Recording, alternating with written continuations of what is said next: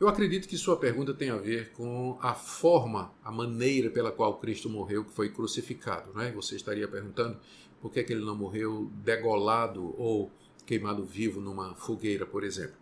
A cruz foi escolhida como meio da morte de Cristo, eu creio, por várias razões. Primeiro, no Antigo Testamento está dito que aquele que morresse pendurado no madeiro é maldito de Deus. É maldito de Deus.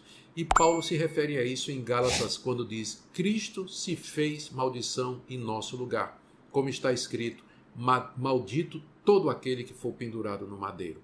Então, para cumprir aquilo que estava no Antigo Testamento, Cristo morre morte de cruz, se tornando maldição em nosso lugar. Em segundo lugar, porque a morte de cruz era a morte mais violenta e cruel que havia durante o Império Romano.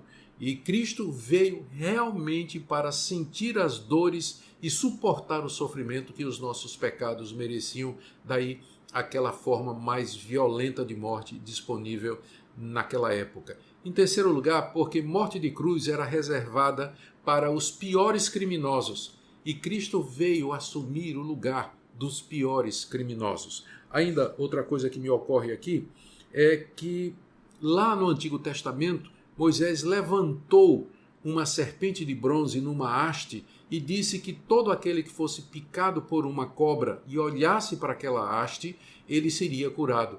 E Jesus usou esse evento, esse episódio, para dizer que ele seria levantado da terra e que todo que olhasse para ele em fé seria perdoado dos seus pecados. Essa simbologia representada no episódio da serpente de bronze, Cristo sendo levantado na cruz. E eu penso também que a cruz é o símbolo da impotência humana.